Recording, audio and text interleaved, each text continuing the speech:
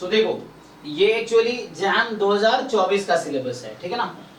तो जैम 2024 का जो सिलेबस है यही जैम 2023 का सिलेबस था और यही जैम 2022 का भी सिलेबस था। तो 22, 23, 24 में ऑलमोस्ट सेम था। 20 और ये जो पैटर्न आप देख रहे हो 70-30 वाला, ये जो 70 और 30 वाला पैटर्न है ना, ये 2022 से ही लगा था। उससे पहले 2021 तक 60-40 का रेशियो था। मतलब ऑनलाइन एग्जाम जैम का शुरू हुआ था 2015 से। 2015 से पहली बार ऑनलाइन एग्जाम हुआ था। उससे पहले ऑफलाइन पेन पेपर सब्जेक्टिव भी आते थे जैम में। तो 2005 में जैम स्टार्ट हुआ था और 2014 तक 10 या 15 ऑब्जेक्टिव और 10 या 15 सब्जेक्टिव ऐसे आते थे और ऑफलाइन एग्जाम होता था पेन पेपर से। अब 2015 में पहली बार ऑनलाइन एग्जाम हुआ। 2015 से लेकर 21 तक ये मैथ्स पोर्शन 40% आता था और स्टैट्स पोर्शन 60%। 2022 में क्या किया इन्होंने, 2022 में स्टैट्स को 70% कर दिया और मैथ्स को 30%। तो अभी वही चल रहा है, सिलेबस ऑलमोस्ट सेम है। तो मैं बस ये बताना चाह रहा हूँ हमने अभी तक जो कवर किया उसमें देखो मैंने अभी कुछ नहीं पढ़ाया आपको। 15 फरवरी से स्टार्ट किया था हमने, उससे लेके अभी तक बस मैं 11-12 का एनसीईआरटी जस्ट डिस्कस कर रहा था, बिल्कुल बेसिक जीरो से। कि बच्चों का ना कुछ बच्चे बोलते बेसिक पढ़ाओगे इसलिए, तो आप बाकी खुद कवर करो, इस पे आएंगे हम। हमने जो टॉपिक डिस्कस किए, जैसे मैं बता दूं तुम लोगों ने ये देखा था ना, limits of function of one variable. तो ये क्लास 11th एनसीईआरटी में चैप्टर 13 है। बहुत बेसिक पे जाओगे तो एडवांस पे आएंगे तो जेडबलई का मेंस एडवांस से क्वेश्चन करेंगे हम। ये continuity and differentiability of function of one variable, ये भी क्लास 12th के NCERT chapter 5। Properties of continuous and differentiable function of one variable उसी में आ गया। Rolle's theorem, mean value theorem, ये भी क्लास 12th में था चैप्टर 5 में। अब यहाँ हाई ऑर्डर डेरिवेटिव आगे आएगा, लेबनिज रूल, ये सब बात की चीजें हैं। तो ये तो कहीं ना कहीं तुम्हारा जस्ट 11-12 वाला हो गया। अभी और आगे अगर देखूं मैं कि जैसे तुम यहाँ आ जाओ, इसमें देखो वेक्टर स्पेस को छोड़ दो, यहां से आते हैं definition, properties and application of determinant. ये क्लास 12th का ही टॉपिक्स हैं जो हमने अभी कवर किया है चैप्टर 4 क्लास 11th एनसीईआरटी, ठीक है। सिंगुलर नॉन सिंगुलर मैट्रिसेस, ये भी कल देखा तुमने, उसी डिटर्मिनेंट चैप्टर 4 में था। फिर प्रॉपर्टीज, ट्रेस, ये सब आएगा। Adjoint and inverse of matrix कल देखा आपने, adjoint and inverse of matrix, related properties.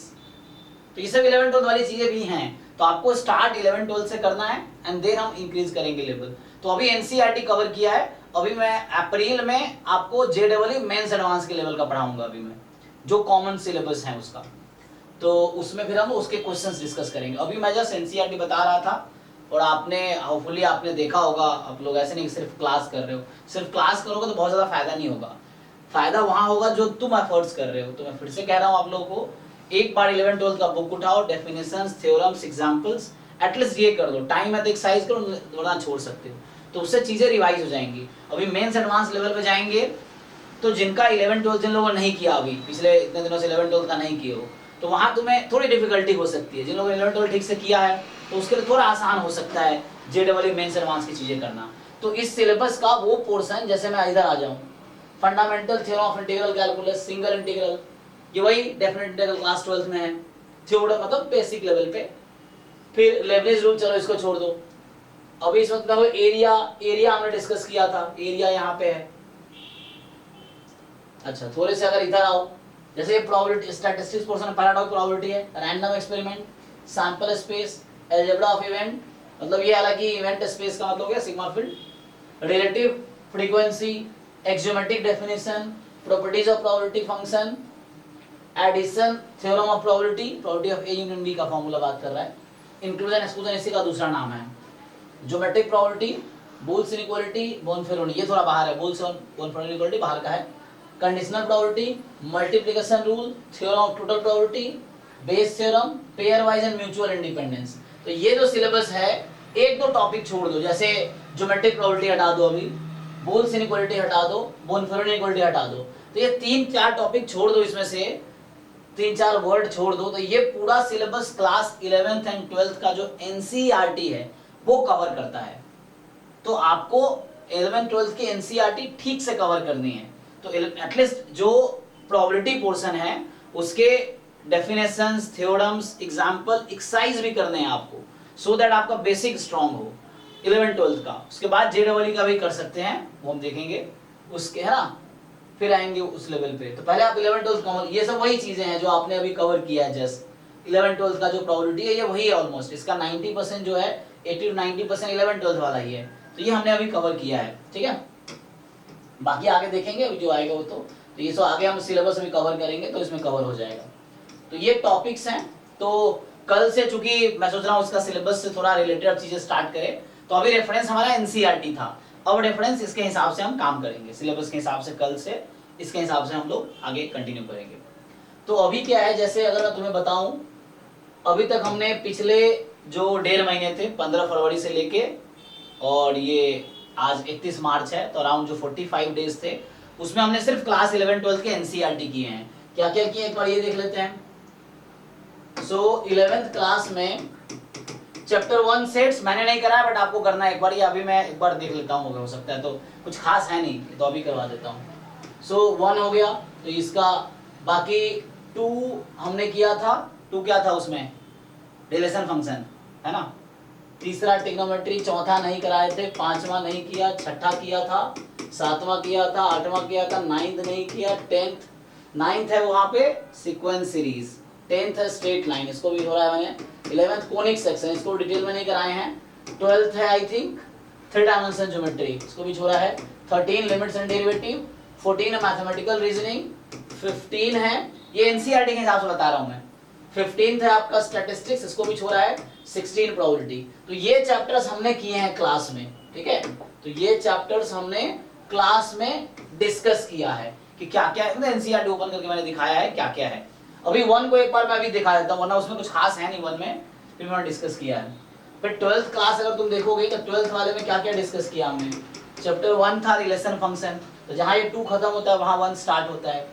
दूसरा इनवर्स ट्रिग्नोमेट्री, जहां ट्रिग्नोमेट्री खत्म होती है इनवर्स ट्रिग्नोमेट्री वहां से स्टार्ट होती है। फिर तीसरा है मैट्रिसेस, अभी रिसेंटली किया हमने। 4th है डिटर्मिनेंट, ये किया है। 5th कॉन्टिन्यूटी एंड डिफरेंशिएबिलिटी, ये किया है। 6th application of derivative, 7th integration, 8th application of integration area under a curve, 9th differential equation जरूरत नहीं है, 10th वेक्टर कैलकुलस जरूरत नहीं है, 11th 3D ज्योमेट्री जरूरत नहीं है, 12 लीनियर प्राइम प्रॉब्लम छोड़ सकते हो, 13th है प्रोबेबिलिटी।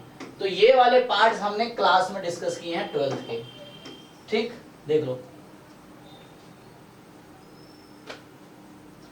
अभी तक ये किया है, ठीक है।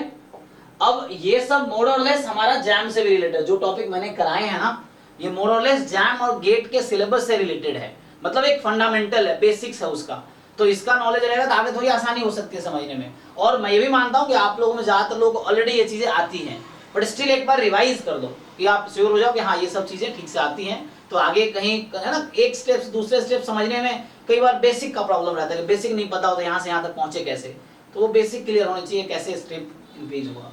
तो ये हमने कवर किया है। अभी इसका जो पोर्शन हमारा जैम गेट से डायरेक्टली है, तो अभी मैं कुछ दिन अप्रैल में IIT JEE मेंस और एडवांस का PYQ क्लास में डिस्कस करूंगा। तो अभी तक आप देखते होंगे NCERT का मैं क्वेश्चन नहीं करा रहा था, क्योंकि मैं मान के चल रहा था कि बहुत इजी है आप खुद कर दोगे, इसका मैं क्वेश्चंस कराऊंगा क्लास में, तो हम क्लास में डिस्कस करेंगे। JEE मेंस और एडवांस का अभी कुछ दिन ये हम डिस्कस करेंगे, वो टॉपिक्स जो हमारे जैम के सिलेबस से कॉमन है, जैम या गेट के सिलेबस से इसके जो पोर्शन कॉमन है उसका हम लोग क्वेश्चंस क्लास में डिस्कस करेंगे। अभी थोड़ा थ्योरी करेंगे, फिर ज्यादातर क्वेश्चन डिस्कस करेंगे। मैं ग्रुप में PDF भेज दूंगा, जिसका डिस्कशन होगा पहले मैं भेज दूंगा, तो वो आप लोग भी पहले भी ट्राई कर सकते हैं। फिर हम लोग क्लास में स्पेशली डाउट डिस्कस करेंगे जो 8 to 10 क्लास है उसमें, ठीक है ना। तो अभी मैं इस महीने अप्रैल में हो सकता है सिर्फ ये कराऊंगा, ठीक है, अप्रैल में आपको। अभी मैंने फेब मार्च में ये किया है प्योर NCERT, है ना। फेब मार्च में हमने सिर्फ NCERT का रेफरेंस लिया था, NCERT का रेफरेंस लेके बेसिक्स किए हैं। अभी हम इसका रेफरेंस लेके एक बार उन टॉपिक्स को कवर करेंगे जो जैम गेट में डायरेक्टली रिलेटेड है या जैम गेट के सिलेबस में है। तो बुक्स बता ही रखा है मैंने। अब क्या क्या है रिलेटेड, जैसे मान लो तो वो टॉपिक आपको इसके क्वेश्चंस क्लास में करने हैं। अब जिन लोगों ने ये किए हैं ठीक से, तो उसके लिए आसान रहेगा ये, ठीक है। तो इसमें मेनली क्या है, एक तो बेसिक्स जैसे आ जाता है, लिमिट्स तुमने देखा, कॉन्टिन्यूटी, डिफरेंशिएबिलिटी, ठीक है, ये हो गया फंक्शन। हालांकि बहुत डिटेल में डोमेन रेंज पे जाना नहीं है, मेनली हमें देखना है लिमिट फंक्शन का, कॉन्टिन्यूटी, डिफरेंशिएबिलिटी, ठीक है ना, डिफरेंशिएशन, इंटीग्रेशन, फिर एरिया, ये सब पोर्शन आपको जेडबल से करने ही पड़ेंगे। फिर आ गया प्रोबेबिलिटी, परमुटेशन कॉम्बिनेशन बहुत हाई लेवल का है, यहाँ पे कर सकते हो but you can skip also. फिर प्रोबेबिलिटी, ये हम लोग एक बार देखेंगे, ठीक है। सो ये वाला पोर्शन एटलीस्ट यहां से हमें कवर करना है एक बार, ये चीजें कॉमन है ना। और क्या, मैट्रिसेस एंड डिटर्मिनेंट, ये भी है, मैट्रिसेस एंड डिटर्मिनेंट। तो ये टॉपिक अभी आईआईटी जेडबल से हम लोग अभी इस अप्रैल मंथ में कवर करेंगे। Limits, continuity, differentiability, differentiation, integration, then area आ गया उसका एप्लीकेशन में, प्रोबेबिलिटी पूरा, फिर मैट्रिसेस एंड डिटर्मिनेंट, क्योंकि ये बेसिक है लीनियर अलजेब्रा का, ये फंडामेंटल है लीनियर अलजेब्रा का। तो ये सब हम लोग अभी इस अप्रैल मंथ में ये कवर करेंगे आईआईटी जेडबल का। और अब मैं क्लास में खूब क्वेश्चंस कराऊंगा इसके, मतलब क्लास में हम क्वेश्चन सॉल्व करेंगे अब, ठीक है। तो मैं ये मान के चल रहा हूँ सबने पढ़ रखा है तो आता है, एनसीईआरटी बहुत बेसिक बुक है, और अगर आपको नहीं आता है तो ये दुख की बात है, तो शायद आप, मैं ये बोल सकता हूँ कि आप प्रिपरेशन के लायक नहीं है। अगर आप अभी तक आपको 11-12 आपको नहीं आता है, आप जैम गेट की प्रिपरेशन शुरू कर रहे हैं, if you are not comfortable in 11-12, तो फिर आपको बहुत ज्यादा हार्डवर्क करने की जरूरत है, क्योंकि बाकी लोग जो आपके कॉम्पिटिशन में खड़े हैं उनको आता है, और आपको नहीं आता तो you need to learn fast, क्योंकि आप पिछड़ जाएंगे ना। ये तो कंपटीशन है, रैंकिंग होती है यहाँ पे कि जो बच्चा सबसे अच्छा परफॉर्म करेंगे, रैंक 1, रैंक 2, रैंक 3। तो अगर आप बॉटम रैंक में आओगे तो कोई फायदा भी नहीं है, तो you have to improve actually, ठीक है। सो आपको ये देखना है कंपटीशन, यहाँ जस्ट पास नहीं करना है। अब बेसिक बीएससी में क्या होता है, कॉलेज में 33% या 40% पासिंग मार्क्स है, तो हमें पासिंग मार्क्स क्लियर करना है। तो वहाँ ये नहीं है कि इसी बच्चे इतने बच्चे पास होंगे, वहाँ तो जितने बच्चा 40% प्लस करेगा सब पास है, सो वो पासिंग है। यहाँ पे तो एलिमिनेटिंग है, यहाँ तो बच्चों को जितनी सीटें हैं 200-300 उतने को एडमिशन देना है, तो बाकी एलिमिनेट हो जाएंगे। तो इसमें आप एक बार ठीक से कवर कर लो, देन अभी हम ये क्लास में डिस्कस करेंगे, असाइनमेंट मिलेगा, आपको प्रैक्टिस करके आना है, डाउट डिस्कशन होगा, मतलब आपको असाइनमेंट अब मिलेगा और वो आपको सॉल्व करके आने हैं। एंड देन तो एनसीईआरटी को आप लोग लाइटली लिए होंगे, बहुत सारे लोगों लाइटली लिया होगा क्योंकि उनको लगता होगा आता ही है, और यही ओवर कॉन्फिडेंस बाद में नुकसान देगा। तो जिन लोगों ने नहीं किए हैं सॉल्व करो, जो डाउट है जेन्युइनली डाउट डिस्कस करो। हालांकि 11-12 वाला डाउट आप YouTube पे, मान लो कोई एक्सरसाइज का डाउट है, फॉर एग्जांपल कोई भी एक्सरसाइज, चैप्टर 5 एक्सरसाइज 5.1, तुमको YouTube पे सर्च कर लो एक्सरसाइज 5 में 5.1 एक्सरसाइज का, चैप्टर 5 में 5.1 एक्सरसाइज में क्वेश्चन नंबर 6 डाउट है, मतलब तो उसमें इतने सारे 11-12 के कंटेंट YouTube पे है कि आपको एक ही क्वेश्चन के 1000 सॉल्यूशन मिल जाएंगे अलग अलग यूट्यूबर से, अलग अलग जो कंटेंट क्रिएटर है उससे। समहाउ आपको रिवाइज करना, मैं ये कहना चाह रहा हूँ कि somehow you have to revise this topics, ठीक। अगर यहाँ कंफर्टेबल है देन अब यहाँ आएंगे, क्योंकि यहाँ जो लोग यहाँ भी दिक्कत है, यहाँ तो और दिक्कत बढ़ने वाली है, ये चीज है, क्योंकि इसका लेवल थोड़े टफ होगा दैन दिस। तो ये अभी हम कवर करेंगे इस अप्रैल मंथ में, ठीक है जी। कुछ पूछना है किसी को, ये बताना है, बताओ। Good evening sir. जी गुड इवनिंग, बताओ। सर आपने बोला था अप्रैल में आपने बेसिक प्रोबेबिलिटी टेस्ट का सिलेबस स्टार्ट कर दी, तो sir end of the chapter में आपने असाइनमेंट ग्रुप में भेज देना है, इसके लिए आपके भी हेल्पफुल होगा, मैंने भी हेल्पफुल होगा, इसमें एक रिदम में चलना बहुत आसान होगा। हाँ मतलब अभी जो पढ़ाऊंगा उसका असाइनमेंट भेज दो, ये कह रहे हो ना आप? हाँ ग्रुप में वही असाइनमेंट जो की टॉपिक है ना, उसमें आपको भी रिदम में चलना पड़ेगा, हमको भी रिदम में चलना। हाँ वो आगे ऐसे ही होगा, आगे जो डिस्कशन क्लास में होने वाला होगा, मान लो आज, तो 2 दिन पहले मैं ग्रुप में भेज दूंगा कि ये आपको सॉल्व करके आना है, इसका डाउट डिस्कशन होगा बैच में, वो आगे चलेगा। अभी तो बेसिक्स था, तो बेसिक्स में सबको कंफर्टेबल था, वो है, वो वैसा होगा जो आपसे कह रहे हो ना, वैसे ही होगा एक्चुअली। जो क्योंकि आप ड्राइव में खो जाओगे, क्या करना क्या नहीं करना पता नहीं चलेगा आपको। तो जो असाइनमेंट्स करने हैं जो मैं पढ़ाऊंगा तो वो आपको ग्रुप में भेज दूंगा, या आप कहोगे तो बेसिक अदरवाइज भेज देता हूँ, यू कैन प्रैक्टिस। अगर 11-12 वाला ठीक से किया है तो कभी भी फोल्डर में इतने ज्यादा क्वेश्चन है, पागल हो जा रहे हैं। हाँ पता ही नहीं चलेगा आपको क्या क्या करना है क्या नहीं करना है। तो मैं आपको बताऊंगा क्या करना, वो मैं भेज दूंगा। जब सिलेबस करेंगे ना, तो जो सिलेबस कवर करेंगे उसका असाइनमेंट मैं ग्रुप में भेजूंगा, ताकि आपको सब लोग वही सॉल्व करके आए, फिर क्लास में प्रॉपर उसका डिस्कशन होगा। जैसे आप पिछले साल के वीडियोस देख सकते हैं जो बैच 1 बैच 2 के हैं, तो वहां आप देखेंगे क्लास के बाद एक प्रॉपर इसमें ओपन करता हूँ, फिर डिस्कस करते हैं, डाउट बच्चे करके आते हैं, बच्चा डाउट पूछते हैं। मेनली देखो ये मत एक्सपेक्ट करो सारे क्वेश्चन मैं कराऊंगा, आपको करके आना है, और जो जो क्वेश्चन फंस गए वो जरूर मैं कराऊंगा, जितने भी आपके डाउट्स हैं वो सारे मैं कराऊंगा। लेकिन ये मत सोचो कि असाइनमेंट में 100 क्वेश्चन है, 100 के 100 सर सॉल्व करे। अगर 100 के 100 क्वेश्चन मैं सॉल्व करूंगा, मैंने सर हाँ मैंने सर रिदम की बात कर रहा है। नहीं आप सही है, मैं बाकी लोगों को बोल रहा हूँ, आप सही, आपके बात में समझ गया। मैं ऐसे बता रहा हूँ कि फ्यूचर में भी हम जब करेंगे, आप सही बोल रहे हो, तो वो मैं समझ गया कि जैसे असाइनमेंट फ्यूचर में मिलेगा तो आप लोगों को ट्राई करके आना है जब फ्यूचर में, तो वो ट्राई करके आना है, फिर डाउट डिस्कस करना है कि ये क्वेश्चन डाउट्स हैं, तो उससे आप ये होगा कि आपको 100% सॉल्व करना आ गया। आप सॉल्व करके आओगे 50, 60, 70, 80% आप खुद ही कर लोगे। जो 10-20% बचेगा वो मैं सॉल्व करूंगा। मेरे सॉल्व करने के बाद एक बार फिर से आप सॉल्व कर लो, तो उससे आपके डाउट कंप्लीट हो गए, और उसी को बाद में जब रिवाइज करोगे तो आपको समझ आएगा कि हाँ आप कितना सीखे, तो उससे, है ना, ये चीजें हैं। तो ये मैं कल से मैं सोच रहा हूँ ये वाला टॉपिक स्टार्ट करें, यहाँ से हम कंटिन्यू करें। सो ये हम, और बाकी मैं असाइनमेंट जो प्रोबेबिलिटी का है, अभी तो मैं ऐसे ही बोला था आप कुछ भी प्रैक्टिस कर सकते हो, आपके पास टाइम है तो you can practice anything, but proper lecture schedule के हिसाब से मैं भेजता रहूंगा असाइनमेंट अभी जब स्टार्ट करेंगे।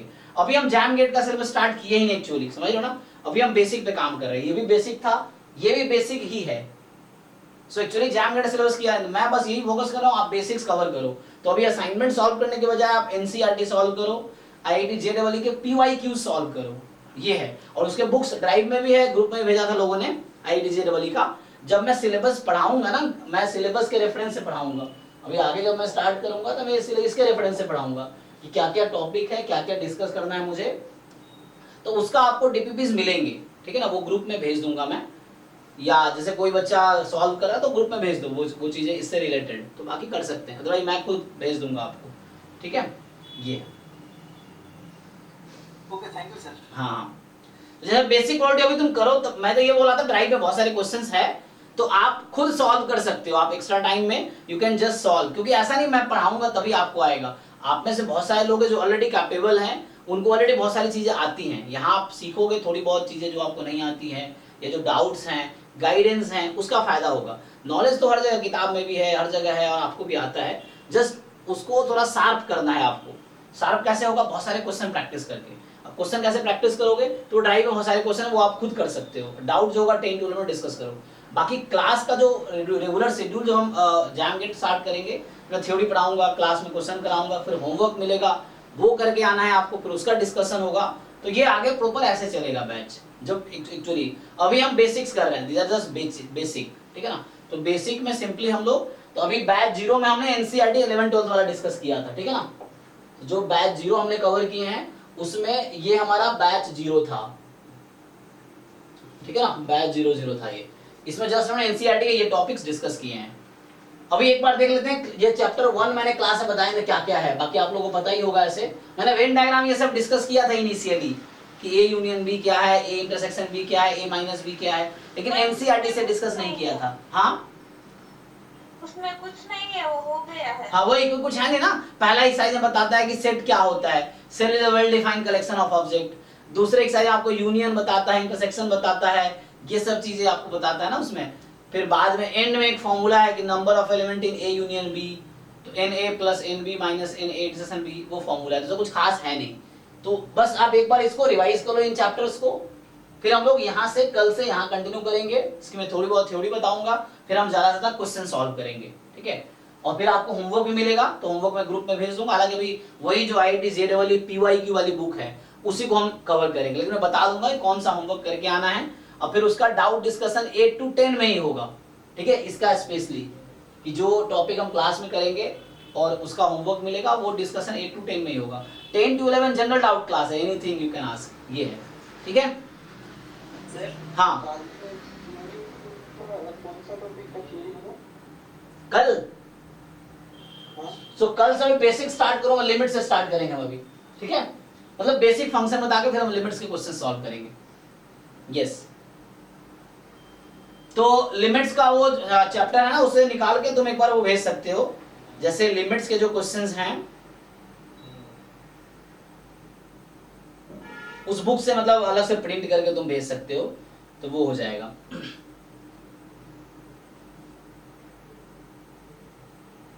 सर मेन जैम का सिलेबस कब से स्टार्ट होगा? ये सब ऐसे पार्ट ऑफ जैम ही है, लेकिन मेन सिलेबस मान लो 1 मई के आसपास, क्योंकि आप में से भी कई सारे बच्चे हैं, जब बाद के बच्चे हैं जो कह रहे हैं सर अभी बीएससी का एग्जाम चल रहा है उनके कॉलेज में, ठीक है ना। तो इसलिए मैं अभी प्रॉपर सिलेबस स्टार्ट नहीं कर रहा हूँ। प्रॉपर से एक मई से स्टार्ट हो जाएगा उससे पहले। तो अभी लेकिन इसको स्ट्रॉन्ग करो, ये सब हेल्प करेगा। और ये जैम गेट का सिलेबस का ही मैं बताया, जो दिखाया अभी भी सिलेबस मैंने, ये सब पार्ट ऑफ सिलेबस है। ये मत समझो सिलेबस नहीं चल रहा है, सिलेबस भी चल रहा है साथ साथ में। यहाँ देखो लिमिट्स, कॉन्टिन्यूटी, डिफरेंशिएबिलिटी, तो ये सब वही बेसिक चीज है, लेकिन इसका लेवल थोड़ा हाई है। तो हाई कहाँ से आएगा हाई लेवल?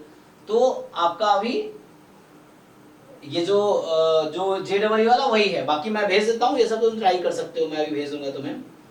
तो एक तो हमारा वो DPP वाला फोल्डर है ही, वो उसमें से तुम देख सकते हो, और जो सिलेबस चल रहा है उसके क्वेश्चंस भेज सकते हो आप। और बाकी जो रहेगा मैं कैलकुलस का भेज देता हूँ तुम्हें। ये तो पूरा फोल्डर ही है ना।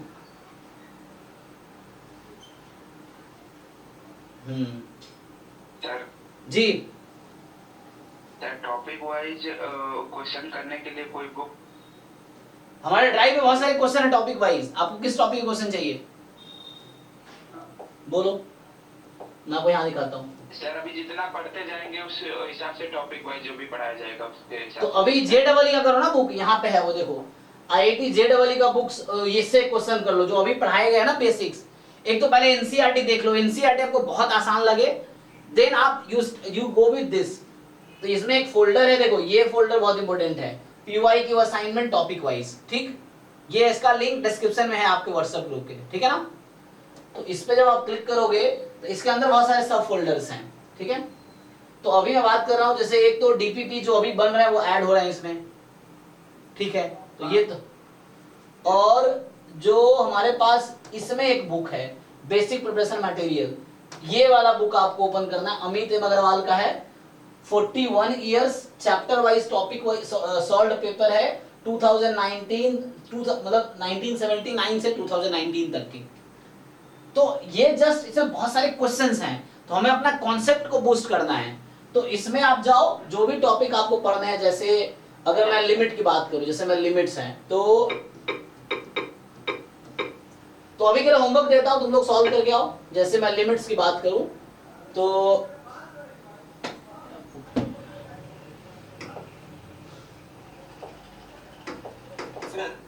हाँ, इस बुक में ऐसा सॉल्यूशन नहीं भागना पड़ेगा तो बहुत अच्छा होगा। सॉल्यूशन मत देखो ना, सॉल्यूशन देखो उससे नुकसान होगा। सर जी, कल आप लिमिट की थियरी कराएंगे या डायरेक्ट क्वेश्चन? नहीं, पहले बेसिक एक बार फिर से थ्योरी डिस्कस करेंगे जो आप लोग जानते हैं। तो इनिशियली थोड़ा सा थ्योरी डिस्कस करेंगे, फिर क्वेश्चंस करेंगे। देखो ज्यादा चीजें सीखोगे आप क्वेश्चन के थ्रू ही, जितने ज्यादा क्वेश्चन सॉल्व करोगे आप उतना ज्यादा सीखोगे। बट क्वेश्चन कहाँ से आएगा? अब लिमिट की बात करते हैं, लिमिट के क्वेश्चन कहाँ मिलेंगे? तो एक तो JEE का PYQ हो गया, एक जैम का PYQ है, गेट का PYQ है, जैम मैथमेटिक्स का भी, जैम स्टैटिस्टिक्स वाला भी। तो उसका ऑलरेडी क्वेश्चन ड्राइव में कैलकुलस के नाम से ऑलरेडी है, डिफरेंशियल कैलकुलस के नाम से, लेकिन वहां आपको देखना पड़ेगा, तो वो तो हम लोग करेंगे। सो उसका फिर देखना पड़ेगा आपको।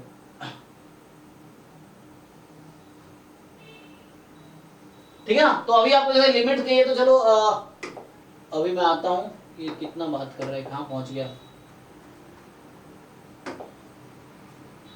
लिमिट्स ऑफ द सम, ये तो वो है, सॉल्यूशन पे आ गया।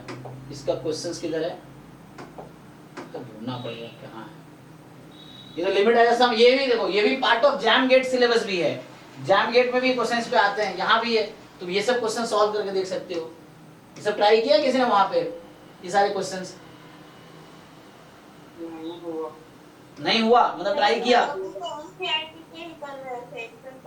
ये सब क्वेश्चंस आपको सॉल्व करने आने चाहिए, लिमिट एज अ सम के क्वेश्चन, इंटीग्रल का। सर इसका बनता नहीं। हाँ तो हम है ना, इसलिए मैं इसलिए तो हूँ यहाँ पे कि जो नहीं बनता है तुम बताओ कि सर इसका क्वेश्चन नहीं बन रहा है, तो मैं हूँ, फिर मैं सिखाऊंगा। फिर आपको सीखना है, सीखना ही तो है ना। अगर तुम बताओगे नहीं क्या प्रॉब्लम है तो उसका सोल्यूशन कैसे निकलेगा? सर कल होमवर्क में दे दो, हम करके आएंगे। हाँ तो मैं 1 बाय 1 बताता हूँ तुम लोगों को। तो इसमें एक्चुअली लिमिट चैप्टर कौन सा है, ये तो इंटीग्रल चल रहा है, तो पता नहीं इसका कैसा है। ये इसमें लिमिट चैप्टर कौन सा है, तो चैप्टर नंबर क्या है, कोई कंटेंट देखो।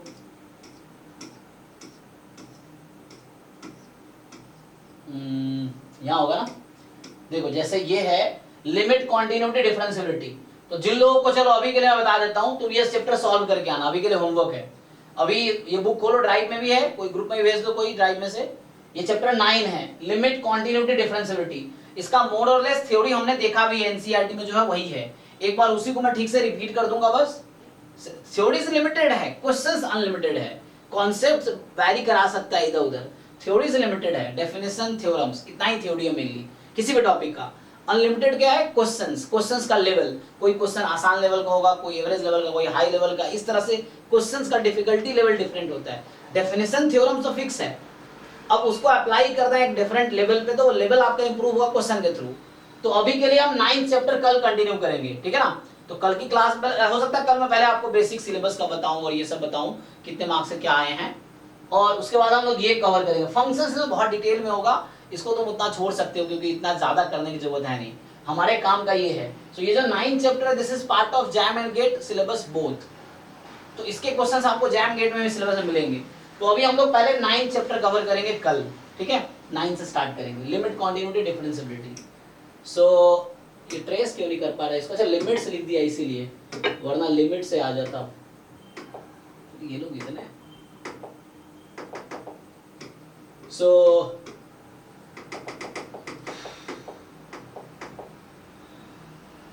यहाँ ना, ओके आ गए इस चैप्टर पे। देखो तो इस चैप्टर पे आ गए सीधा हम, तो मैं यही ओपन करूंगा कल। मैं देखो कल मैं इस तरह क्वेश्चंस डिस्कस करूंगा, तो आप कुछ क्वेश्चन बैक कराऊंगा, कुछ आपको करके आना है। तो अभी के लिए ये चैप्टर आपका होमवर्क है, सबको समझ आ गया। अमन कुछ कह रहे थे क्या आप, कोई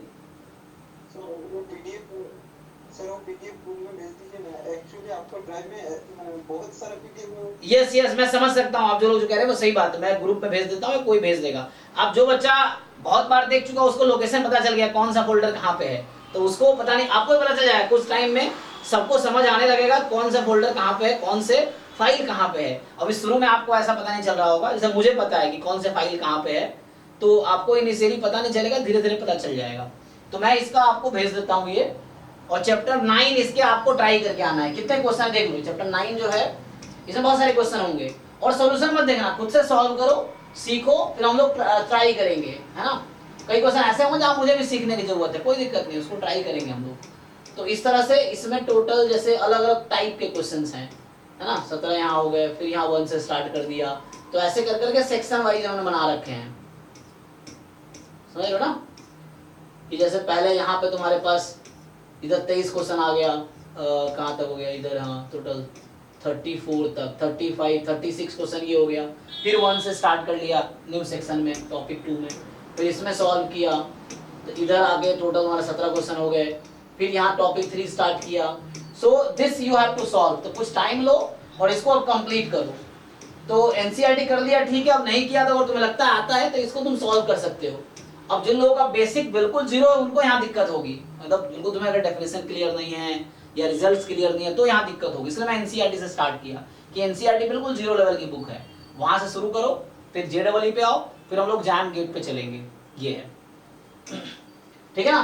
तो ये आपका होमवर्क है अभी के लिए, और आज मैं पढ़ाऊंगा नहीं क्योंकि मैं जस्ट अभी मेरा एक जगह जाना भी है, इन्विटेशन है, तो मुझे वहां तो जी ईसा बताइए।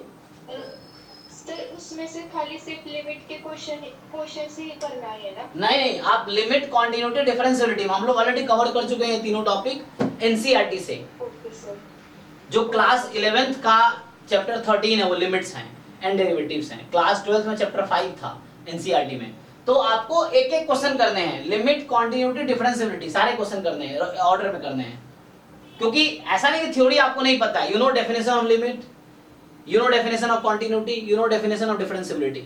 अब मेनली आपको देखना है डेफिनेशन के बाद कि आपका लेवल क्या है। जब आप क्वेश्चन सॉल्व करोगे ना आपको समझ आने लगेगा कि आपका लेवल क्या है, क्वेश्चन का लेवल क्या है, तो वो आपको लेवल मैच करना है, आपको क्वेश्चन के लेवल से ऊपर जाना है, जैम गेट के लेवल से ऊपर जाना है, तब जाके अच्छे रैंक आएंगे आपके, ये है। सो ये सब क्वेश्चंस आपसे यूं ही सॉल्व होने चाहिए, क्योंकि कई बच्चों को ना ऐसा रहता है सर आता तो है, डेफिनेशन पढ़ लिया लेकिन क्वेश्चन ही नहीं हो रहा है, तो आपको सीखना पड़ेगा हाउ टू सॉल्व क्वेश्चंस, क्योंकि एग्जाम में भी आपके क्वेश्चंस ही आएंगे वहां पे। वहां डेफिनेशन तो लिखवाता नहीं है, थ्योरम ही नहीं लिखवाता, उसको अप्लाई करना है, डेफिनेशन एंड थ्योरम्स को अप्लाई करना है इन सॉल्विंग क्वेश्चंस। तो आपको ये सॉल्व करने हैं, तो आप अभी भी घर बैठ के सब लोग ट्राई करो, ये होमवर्क है। बुक बाकी भेज दो कोई ड्राइव में, या नहीं तुम लोगों को मिलता है तो मैं भेज दूंगा। अच्छा ये कह रहे हैं सर क्वेश्चंस तो बड़े बड़े लग रहे हैं, देख के डर लग रहा है। अरे कुछ नहीं होगा, मैं हूं ना, तो ऐसा कुछ नहीं होगा, सब सॉल्व होगा। सर हाँ सर एक क्वेश्चन पे कितना टाइम लगाना चाहिए, मतलब अगर नहीं आ रहा है तो क्वेश्चन? अभी सीख आजा। इनिशियली तुम 4-5 मिनट दो, ज्यादा 10 मिनट दे सकते हो, नहीं हो रहा तो उसको स्किप कर सकते हो, 10-15 मिनट ट्राई करो डिफरेंट अप्रोच एंड देन तुम स्किप कर सकते हो, फिर मुझसे डिस्कस कर सकते हो। ट्राई करो, एक क्वेश्चन है मैक्सिमम तुम ज्यादा दो 10-15 मिनट, 15 मिनट दो, नहीं हो रहा है देन स्किप कर सकते हो तुम, ठीक है ना। क्योंकि ऐसा नहीं कि एक क्वेश्चन में 3 घंटे तक लगे रहना है, आप 15 मिनट दो मैक्सिमम, नहीं हो रहा उसको स्किप करो, अगले क्वेश्चन पे जाओ एंड वो क्वेश्चन कलेक्ट कर लो कि आप एक पेज बना लो डाउट का, ये डाउट है तो आपका 8 to 10 भी क्लास चलेगी, तो ये चूंकि 8 to 10 बैच का होमवर्क होगा तो उसमें भी डिस्कस करेंगे, और आपको मन है कि 10 to 11 में डिस्कस करना है तो भी आप पूछ सकते हो, 10 to 11 में कुछ भी डिस्कस कर सकते हैं। तो प्रॉपर बैच का है 8 to 10 में हम आप बताना है सर ये सेक्शन में ये क्वेश्चन डाउट है, इस सेक्शन में ये डाउट है, तो हम क्लास में डिस्कस करेंगे, इससे आपका भी फायदा होगा, बाकी का भी फायदा होगा, ठीक है ना। तो सॉल्व करना जो हो गया ठीक है, जो नहीं एक लिस्ट बना लो, इसी में टिक कर लो या एक जगह लिख लो या स्क्रीनशॉट ले लो, जैसे भी तुम्हें कंफर्टेबल लगे, बट जरूरी है कि तुम सॉल्व करो, फिर डाउट कलेक्ट करो, डाउट जब मैं बता दूं तो उसके बाद फिर से सॉल्व करो, ताकि तुम ये श्योर हो जाओ कि तुमने वो कॉन्सेप्ट सीख लिया जो तुम्हें पहले नहीं आते थे। सो दैट इज इंपॉर्टेंट, ठीक है। और ये जो डिफिकल्ट क्वेश्चन जो नहीं हो रहे हैं आपसे इनिशियली, कुछ टाइम बाद रिपीटेडली सॉल्व करते रहो, ताकि ऐसा ना फिर भूल जाओ कॉन्सेप्ट। तो वो जो डिफिकल्ट क्वेश्चन है यू कीप सॉल्विंग रेगुलरली एक टाइम पे, ताकि वो कॉन्सेप्ट आपके दिमाग में रहे और लंबे टाइम तक रहे। ये so this chapter you have to try, ठीक है ना। तो ये 9th चैप्टर जो है आपको ट्राई करके आने हैं सबको, और हालांकि मैं कल स्टार्ट करूंगा, कल मैं डिस्कस करूंगा क्वेश्चंस, सो बट फिर भी ट्राई करके आ सकते हो, और जो क्वेश्चन डिफिकल्ट रहेगा वही मैं क्लास में सॉल्व कर लेंगे, तुम लोग सॉल्व करके आओ ये, और उसके बाद हम लोग, अभी टाइम है ना, आज से कल रात 24 घंटे का टाइम है, 24 घंटे में 4-5 घंटे भी पढ़ते हो तो कम से कम 4-5 घंटे में 50-100 क्वेश्चन तो लगा ही सकते हो। और जो लोग फुल टाइम प्रिपरेशन कर रहे हैं वो एक चीज ध्यान रखो, कोशिश करो हर रोज 100 क्वेश्चन सॉल्व करो सिलेबस से रिलेटेड। ड्राइव में इतने क्वेश्चंस हैं, यू सॉल्व 100 क्वेश्चंस डेली कहीं से भी, लेकिन 100 क्वेश्चन कोशिश करो सॉल्व करने का daily, at least 100 question daily solve करो, चाहे आपके सिलेबस से रिलेटेड। ये जेडब्ल्यू का भले ये टॉपिक है, क्वेश्चन जेडब्ल्यू का है, मेंस एडवांस का है, लेकिन ये आपके सिलेबस से रिलेटेड है, ठीक है ना। यही सब क्वेश्चंस आपके एग्जाम में भी आते हैं, और यही सब कॉन्सेप्ट वहां भी यूज हेल्प करता है, ठीक है। और कुछ पूछना है किसी को? सर अभी एनसीईआरटी ही कंप्लीट नहीं हुआ है सर, अभी उसमें बचा हुआ है काफी चैप्टर। तो कैसे करोगे, यही तो मैं कहना चाहता हूँ कि क्विकली उसको एनसीईआरटी बहुत ज्यादा नहीं, तुम क्विकली एक बार देख लो, क्योंकि 11th 12th पढ़ चुके हो ना आप। यस सर, लेकिन बीए वाले हैं ना सर, 2-3 साल हो गए तो काफी। हाँ तो आपको अपना इम्प्रूव, देखो आपको स्पीड बढ़ानी पड़ेगी। अब आप मान लो ऐसा है, आप स्कूटर हो और किसी बुलेट या कावासाकी से अगर उसमें हो आप, तो आपको अपना आपको इम्प्रूव करना पड़ेगा, वरना आप हार जाओगे फिर, समझ रहे हो ना चीजों को।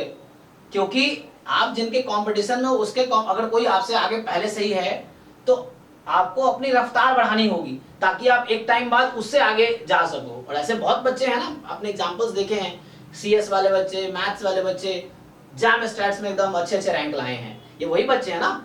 जब स्टैट्स वाला शुरू कर रहा था उसको बहुत कुछ आ रहा था, जब मैथ वाला शुरू कर रहा था उसको कुछ नहीं आ रहा था स्टैट्स का, अब जब सीखना शुरू किया तो एंड तक जा के मैथ वाले ज्यादा अच्छा कर गए।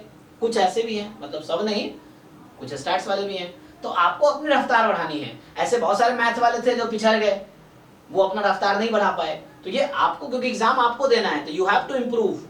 आप इसमें एक्सक्यूजेस काम नहीं चलेगा, आपकी वजह से मैं अपनी स्पीड नहीं रोक सकता क्योंकि बाकी को नुकसान होगा। So you have to cover that. ये है, आपके पास बहुत टाइम है तो कोशिश करो आप उसको करो, क्योंकि ऐसे कैसे कर सकते, अगर नहीं करोगे आप, मैं तो 11th 12th आप इतना एक साल नहीं दे सकते ना आप 11th 12th सिलेबस को। So you have to somehow finish. सो अपनी रफ्तार बढ़ानी पड़ेगी आपको। सर जी पढ़ते हैं और नया टॉपिक तो क्वेश्चंस हो जाते हैं, पर थोड़े दिनों के बाद वो भूल जाते हैं, फिर उसके बाद डर लगने लगता है, वो होता ही नहीं है वो क्वेश्चन, फिर से रिवाइज करना पड़ता है स्टार्टिंग से। तो कैसे करना है ये रिवीजन? हाँ, ये ह्यूमन टेंडेंसी है, तो इसके लिए होता है कि रेगुलर रिवीजन करते रहें आप। भूलना ठीक है, भूल जाते हैं, जैसे कोई नया टॉपिक ने पढ़ा, पढ़ते हुए क्वेश्चन हो गए, कुछ टाइम बाद भूल गए क्योंकि वो कॉन्सेप्ट दिमाग से निकल गया, फिर आप सॉल्व करोगे तो दिमाग में आएगा। जिसके लिए कि रेपिटेटिव रिवीजन, तो आप ये भी एक टाइम स्लॉट डिवाइड कर सकते हो कि एक टाइम जो पढ़ लिए उसको रिवाइज करने के लिए थोड़ा टाइम, आधा 1 घंटे का है तो, फिर एक टाइम आगे के क्वेश्चंस करने के लिए, एक टाइम बैच के साथ चलने के लिए। तो आप अपने हिसाब से स्ट्रेटजी बनाओ, टाइम डिवाइड करो। तो आपके क्वेश्चन का सोल्यूशन है रिवीजन। अगर आप रिवीजन नहीं करो आप ऐसे ही भूल जाओगे। ये है। मेरे साथ भी कई बार होता है, देखो जैसे पिछले साल PYQ में पिछले 5 साल से पढ़ा रहा हूँ जैम गेट स्टैटिस्टिक्स, और PYQ के कई बार ऐसे क्वेश्चन आए जो मुझे भी सोचना पड़ता है, जबकि मैं हर साल करवाता हूँ। तो इसकी वजह ये कि अभी पिछले साल कराया एग्जाम टाइम पे, अब 1 साल का गैप हो जाएगा, फिर 1 साल बाद वो क्वेश्चन मिलता है, तो मैं तब तक मेरे दिमाग से भी जा चुका होता है क्या कॉन्सेप्ट था, क्या अप्रोच था, या क्या फॉर्मूले थे, तो भूल जाते हैं हम। तो उसके लिए आपको रिपीटेडली रिवीजन करने की जरूरत है। ठीक है सर। ठीक है जी, तो क्लियर अभी के लिए सबको क्या कह रहा हूं? तो अभी एनसीईआरटी निपटा लिया जिन्होंने, ठीक है, नहीं निपटाया तो जल्दी निपटाओ, साथ में पैरेलल ये भी करना, वरना आप पीछे ही रह जाओगे, क्योंकि मेरा क्लास डेली चलता है, तो डेली नया नया चीजें आती रहेगी, तो वैसे तो है ना, तो नई नई चीजें हर रोज आती रहेगी। तो अभी हमने पिछले 1.5 महीना एनसीईआरटी को दिया है, और मैंने आपको शुरू से भी कहा है कि मैं अपने रफ्तार से पढ़ा रहा हूँ, आप अपने रफ्तार से कंप्लीट करो। आप मेरे से ज्यादा स्पीड से जा सकते हो, जो टॉपिक नहीं पढ़ा है आप वो भी पढ़ सकते हो, नुकसान थोड़ी है। और डाउट है तो आप 10-12 में डिस्कस करो। So somehow you have to complete NCERT, जितना जल्दी कर सकते हो एक बार बेसिक कंप्लीट कर लो। एनसीईआरटी आपको लगता है आता है, पहले से बहुत लोगों को आता है, तो ठीक है, आपके लेवल ऑलरेडी अच्छा है आपका, तो you start with these questions. अब ये सॉल्व करके देखो, आपको अपना लेवल दिखेगा यहाँ पे, जब ये सॉल्व करोगे ना तो आपको अपना लेवल दिखेगा, आपका लेवल क्या है, क्वेश्चन का लेवल क्या है। देन आपको सीखना है कि ऐसा क्या है जो आपको नहीं आता है, फिर मुझसे पूछो, मैं कराऊंगा, फिर आप सीखोगे। क्वेश्चन डिफिकल्ट नहीं है, एक्चुअली क्या, मन के डर को खत्म करो। ये सब 11th-12th के लिए बच्चों का क्वेश्चन, हम लोग ग्रेजुएशन कर चुके हैं, आप लोगों की बात कर रहा हूं मैं, तो आप इस लेवल पे आ चुके हैं कि आपके लिए आसान क्वेश्चन है ये, ठीक है। इसलिए हमें इसमें डरने की जरूरत नहीं है। डर क्यों लगता है, ट्राई करेंगे, क्वेश्चन पढ़िए, देखिए क्या क्या गिवन है और क्या फाइंड करना है। आपको ये देखना है क्या गिवन है और क्या फाइंड करना है, बस ट्राई कीजिए, ठीक है जी। सर आपको असाइनमेंट लिखकर कुछ क्वेश्चन पूछे, सिलेबस और आपको असाइनमेंट मतलब जो एमए का इंटीग्रेशन वगैरह डाल रखा है ना, वो भी हमको करना पड़ेगा ना? हाँ, वो भी करना पड़ेगा, यस। और सर आपके पास मतलब जेम एमएस के अलावा बीएचयू और एमए और आईएसआईसीएमआई वैसे क्वेश्चन सेट है, मतलब पीवाईक्यू का? नहीं, फिर से मुझे समझ नहीं आया। मतलब जेम के अलावा कोई एक टॉपिक में, जैसे आपको सीक्वेंस सीरीज में आप जैसे पूरा का पूरा डाल रहा है ना, मतलब एमए का भी है, एमएस का भी है, ऐसे के बीएचयू का भी है, डीयू का भी है, वैसे लिमिट और आदर्श टॉपिक का भी ऐसा असाइनमेंट है? हाँ, इसमें असाइनमेंट जैम एमए और जैम एमएस का होगा, अभी गेट का होगा, वो तुम जाओगे डिफरेंशियल कैलकुलस नाम के फाइल में मिलेगा तुम्हें, ठीक है ना। सो इन्होंने बुक भेज दिया ना इन्होंने, ठीक है, बुक भेज दिया। देखो, तो इस बुक से जो ग्रुप में इन्होंने भेजा है, इस ग्रुप से आपको चैप्टर 9 के क्वेश्चंस करने हैं, ठीक है। चैप्टर 9 के क्वेश्चन सॉल्यूशन मत देखो, आप खुद क्वेश्चन सॉल्व करो, कोशिश करो। अगर ट्राई करने के बाद यू कैन सी सॉल्यूशन, फिर भी समझ नहीं आ रहा है तो मेरे से आप डिस्कस करो। तो कल की जो क्लास होगी, कल हम लोग लिमिट्स, कॉन्टिन्यूटी, डिफरेंशिएबिलिटी के एक बार बेसिक थ्योरी देख के फिर क्वेश्चंस प्रैक्टिस करेंगे, ठीक है।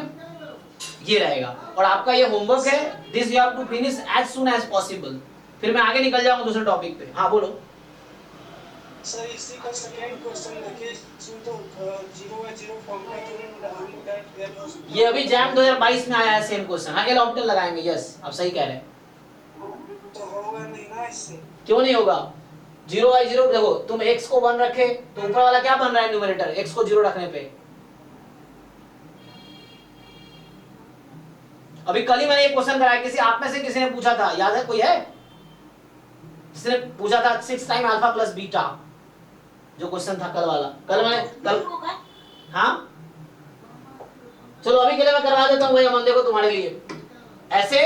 अच्छा कि आपने पूछा ना, ताकि आपको ये समझ आया ना कि आपको ये क्वेश्चन नहीं आता है, लेकिन कैसे पता चलेगा नहीं आता है, जब ट्राई करोगे।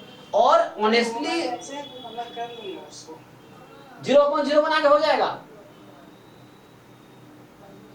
तो ये सब कल कराऊंगा ना, अभी मैं एक करवा देता हूँ, कल ये सब करवाऊंगा, तुम ट्राई करके आओ, तुम डाउट पूछना कि ये क्वेश्चन मैंने किया, ये मुझसे नहीं हुआ, फिर मैं करवाऊंगा, ठीक है। वो भी कल करवा देना, ये भी कल करवा दे, हालांकि आसान है। तो x को 0 रखे, ऊपर b बनेगा, नीचे b की वैल्यू 0 आ गई ऑलरेडी, देख के पता चला b की वैल्यू 0 होगी। अब b की वैल्यू जब 0 होगी, सॉरी b की वैल्यू 0 कह रहा हूँ, x को 1 रखना है ना, तो मैं 0 रख रहा था। x को 1 रखोगे तो न्यूमरेटर क्या बनेगा, ऐसे बता देता हूँ, यही से आंसर आ गया। x को तुम भाई बताओ, x को तुम 1 रखोगे तो क्या बन रहा है ये, अरे x को 1 रखने न्यूमरेटर क्या बन रहा है, 1 - माइनस ए प्लस बी। तो 1 माइनस ए प्लस बी, उसको 0 होना चाहिए 0/0 फॉर्म में आने के लिए। तो पहली इक्वेशन आ गई ना, क्या आ गई? 1 minus A plus B is equal to 0, equation 1 done. Yes sir, ऐसा फिर उसके बाद एल हॉस्पिटल से दूसरा इक्वेशन। यस, अब एक बार डिफरेंशिएट करो तो इक्वल टू 5 दे रखा है, दूसरी इक्वेशन एल ऑर्बिटल लगाने के बाद दूसरी इक्वेशन वहां से आ जाएगी, एल ऑर्बिटल लगा के सेकंड इक्वेशन। तो पहली इक्वेशन आ गई 1 माइनस ए प्लस बी बराबर 0, और दूसरी इक्वेशन आ जाएगी एल ऑर्बिटल लगाने के बाद, तो ये तो 1 हो जाएगा, ये बन जाएगा 2x माइनस ए, x को 1 रख दो तो 2 माइनस ए बराबर 5, तो a बराबर आ जाएगा 2 माइनस 5 माइनस 3, तो a की वैल्यू माइनस 3 आ गई। पुट कर लो पहले वाली इक्वेशन में। ये मैं मेंटली कैलकुलेशन कर रहा हूं, हो सकता है मिस्टेक, बस देख लेना, कैलकुलेशन का अप्रोच यही रहेगा। तो यही सब तुम्हें बताऊंगा क्लास में, मैं इसमें एक एक क्वेश्चन करवाऊंगा। अगर तुम्हें मान लो इस चैप्टर में टोटल 200 क्वेश्चन है, 200 होंगे कम से कम, 100-200 होंगे, उसको ट्राई करके आओ। 200 में तुम्हारे मान लो 100 क्वेश्चन डाउट है, मैं 100 के 100 करवाऊंगा, लेकिन कंडीशन ये ट्राई करके आओ। ऐसे नहीं देख के पूछ रहे हैं जैसा अभी तुमने पूछ लिया, ऐसे मत करो। यू जस्ट ट्राई, थोड़ा टाइम दो, 4-5 अलग अलग तरीके से सोचो, जब नहीं हो तब पूछो, उससे सीधा आपको क्लिक करेगा कि आपको क्या नहीं आता था, सीखोगे। कई बार बच्चे क्या होते हैं, कोई पीडीएफ खोला, सर ये बता दीजिए, ये बता दीजिए, अपनी मर्जी से, तो उससे क्या मैं बता भी दूंगा, तुम्हारे दिमाग में कुछ नहीं वजह, सीखोगे नहीं। कोई इंसान सीखता कब है? जब वो प्रॉब्लम फेस करता है, तो उसके बाद वो चीजें सीखता है। जब तुम फेस करोगे, जब क्वेश्चन सॉल्व करोगे, नहीं होगा, उसके बाद मैं बताऊंगा तो ज्यादा सीखोगे। ऐसे जस्ट में सारा क्वेश्चन मैं सॉल्व कर दूं, बहुत कुछ नहीं सीखोगे तुम। तो इसलिए द थिंग इज, जब भी डाउट पूछो ट्राई करके आओ, उससे सीखोगे। तो आपका ये होमवर्क है, ये ट्राई करके आओ। और कल मैं एक बार बेसिक थ्योरी बता के, क्योंकि कुछ ज्यादा है नहीं, डेफिनेशन थ्योरम्स वो बता के, जो कि पहले ही बता रखा है हमने बेसिक लेक्चर बैच 00 में, फिर से रिपीट करूंगा थ्योरी को। फिर ये क्वेश्चन में जो जो डाउट रहेंगे तुम्हारे, वो मैं सॉल्व करूंगा। पहले शुरू में जो जो बच्चा डाउट पूछना, तुम्हें 2 पूछा, तो कल फिर 2 पूछना, 3 पूछना, जो भी डाउट होगा वो हम सॉल्व करेंगे क्लास में, ठीक है जी। चलो, तो आज मैं ही स्टॉप करूंगा, मुझे भी कहीं जाना है, तो इसीलिए आज मैं क्लास, क्योंकि आज कुछ खाना था नहीं, तो कल से हम लोग यहाँ से कंटिन्यू। अभी हम लोग 1 महीना IIT JEE का वो पोर्शन कवर करेंगे इस बुक से जो हमारे जैम गेट सिलेबस में कॉमन है। ठीक, समझ आ गया तुम लोगों को? अभी NCERT कवर किया जो जैम गेट में हेल्पफुल सिलेबस था, टॉपिक था। अभी हम JEE का 1 महीने वो पोर्शन करेंगे जो जैम गेट में डायरेक्टली रिलेटेड है, ठीक है। तो ये हम करेंगे, उसके बाद एक्चुअल फिर सिलेबस के हिसाब से चीजें चलेंगी। और तब भी मई में स्टार्ट करूंगा, मई, जून, जुलाई, अगस्त, सितंबर तक सिलेबस आराम से कंप्लीट हो जाएगा 5 महीने में, 4 से 5 महीने में। उसके बाद PYQ स्टार्ट करेंगे, असाइनमेंट तो साथ में ही चलता रहेगा, सिलेबस के साथ असाइनमेंट चलता ही रहेगा, असाइनमेंट तुम्हें आते रहेंगे, ग्रुप में भेजता रहूंगा मैं। जैसे अभी के लिए असाइनमेंट क्या था, अभी जैसे वो पूछ रहा, सुदीप्ता पूछ रहा था ना कि सर पता नहीं चला क्या करना, अभी असाइनमेंट करना ही नहीं था, वो जस्ट एक सजेशन था कि जिनके पास टाइम है, ड्राइव में बहुत सारे क्वेश्चन है, सॉल्व करो तुम, ठीक है। अभी जो क्लास की डिमांड है, बैच 00 में हमारा असाइनमेंट NCERT था, ठीक। बैच अभी मैं 1 इसका नाम दूंगा, इसका असाइनमेंट हमारा ये बुक रहेगा, जो बुक भेजा है ग्रुप में, ये हमारा असाइनमेंट है अभी, ठीक।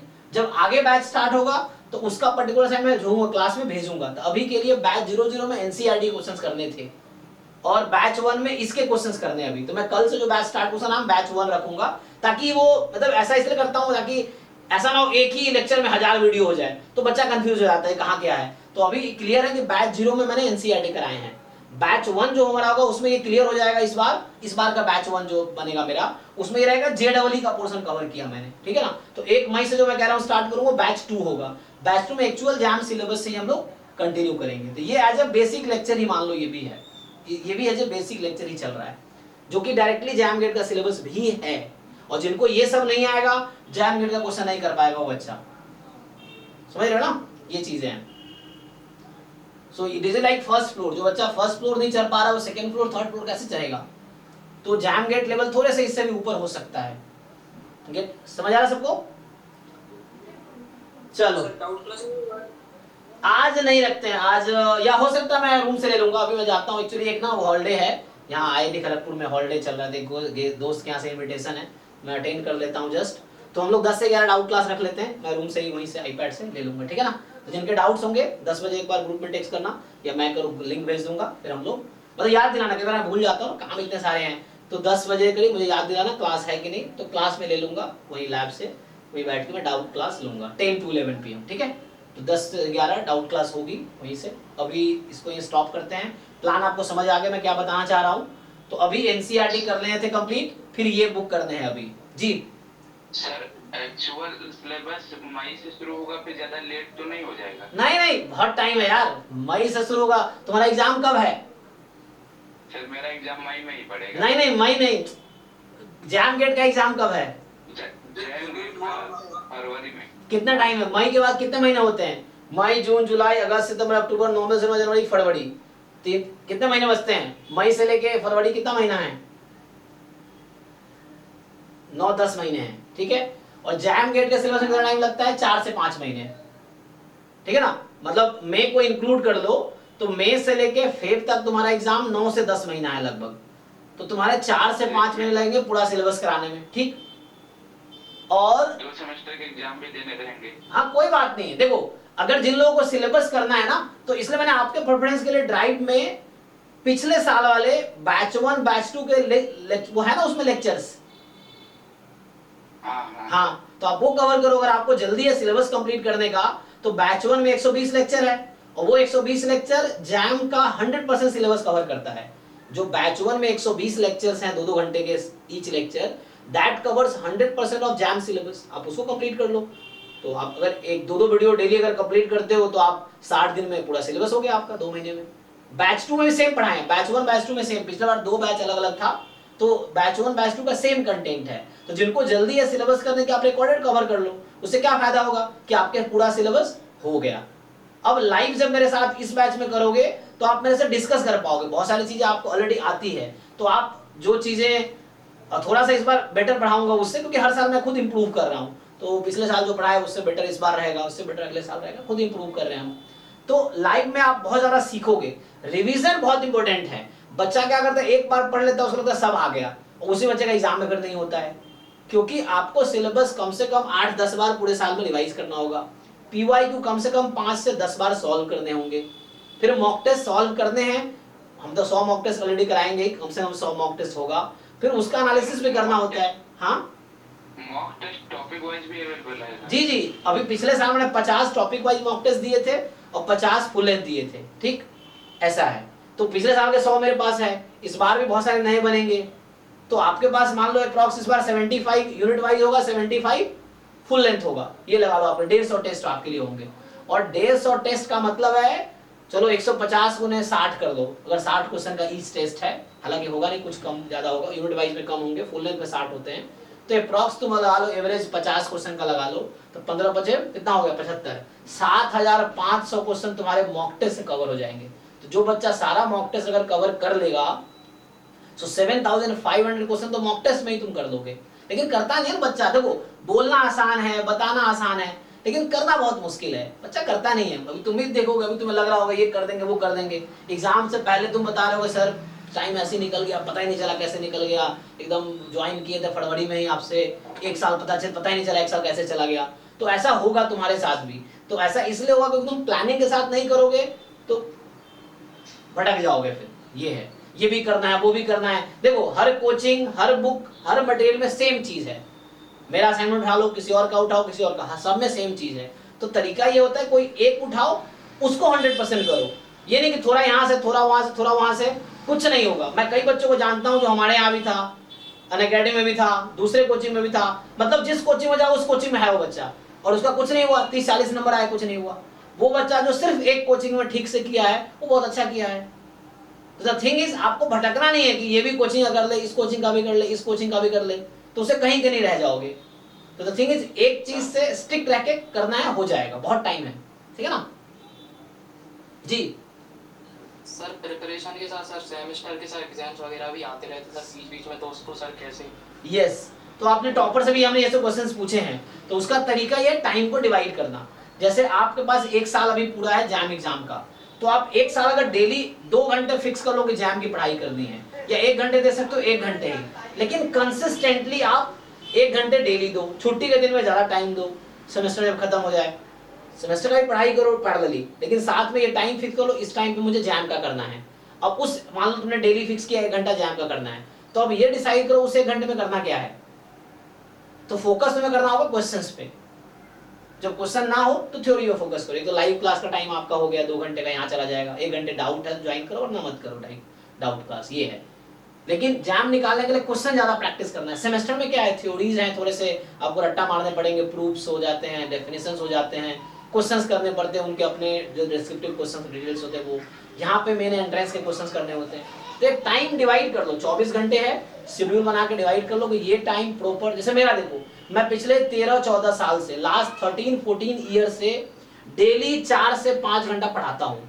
तो इमेजिन करके देखो, मतलब मैं 15 साल की उम्र से पढ़ा रहा हूँ और डेली मैंने शाम को 6 से 10 या 5 से 10 डेली पढ़ाया पिछले 13-14 साल से।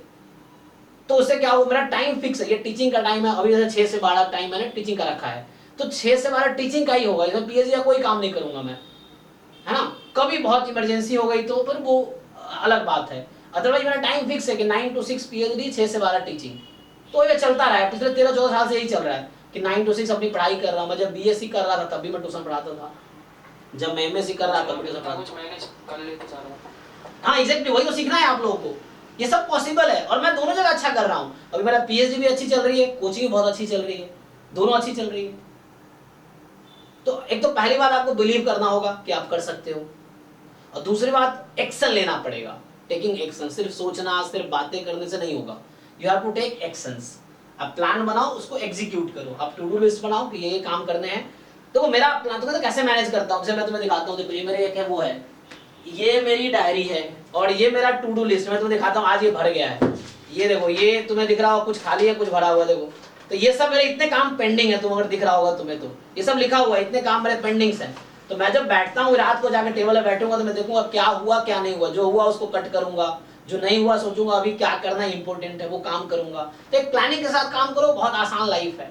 और ऐसा नहीं है होता कि बच्चा जब जगता है सोचता है एक दिन में पूरा एकदम तैयारी कर ले, तो ऐसा हो ही नहीं सकता। तुम्हें थोड़े थोड़े तुम कर सकते हो। अगर हाथी को खाना है तो टुकड़े टुकड़े करके खाना होगा, तुम्हारा मुंह छोटा है, हाथी इतना बड़ा है, तो कैसे एक साथ खाओगे, तो उसको टुकड़ा टुकड़ा करके खाना होगा। तो यही तरीका है किसी चीज को मैनेज करने का। So you plan it and then थोड़े थोड़े करके ही होगा, इट विल टेक टाइम। 1 साल आपके पास है, अच्छे प्लानिंग के साथ ठीक से प्रिपरेशन करोगे, सब हो जाएगा और अच्छा रैंक आएगा। आप में से ही कोई बच्चा है जो फर्स्ट रैंक लाएगा, कोई सेकंड रैंक लाएगा, कोई थर्ड रैंक, कोई 10, 12, आप में से ही लाएगा।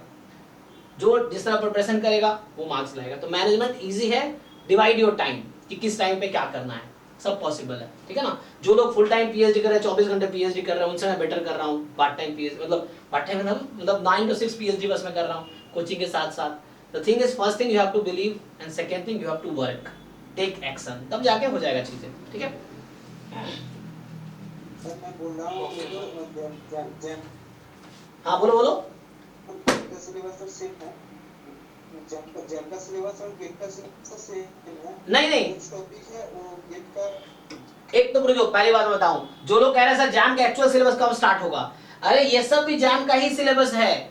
मैं फिर से कह रहा हूं, जो ये बच्चा ये सब नहीं कर पा रहा उसको अच्छे रैंक नहीं आएगा एग्जाम में।